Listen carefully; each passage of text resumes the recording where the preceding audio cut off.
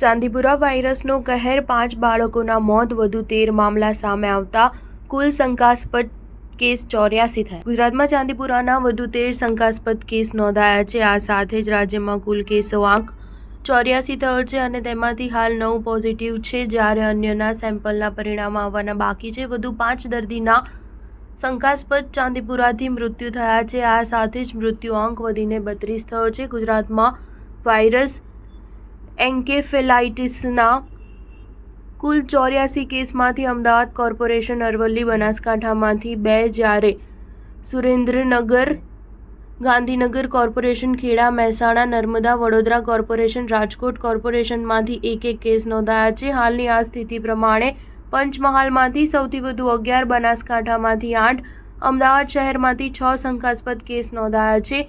આજે નવા કોઈ પોઝિટિવ કેસ મળ્યા નથી. અત્યાર સુધી અરવલ્લી, મહેસાણામાંથી 2, જ્યારે ગાંધીનગર, પંચમહાલ, મોરબી, વડોદરામાંથી 1 પોઝિટિવ કેસ મળી આવ્યા છે. હવે ચાંદીપુરાના શંકાસ્પદ કેસનું ગાંધીનગરમાં જ પરીક્ષણ થશે, જેના પગલે દર્દીનો રિપોર્ટ પોઝિટિવ છે કે નેગેટિવ તે ઝડપથી જાણી શકાશે.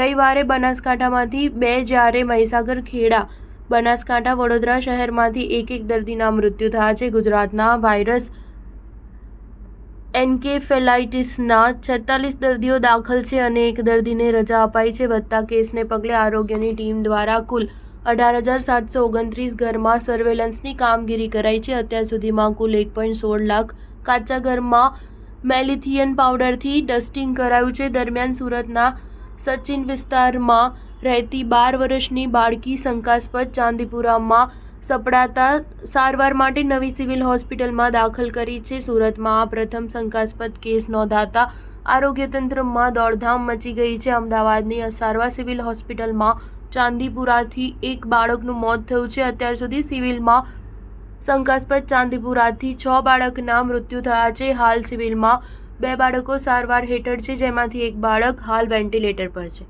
સ્ટાર ન્યૂઝ 7 હંમેશા સચ્ચાઈની સાથે.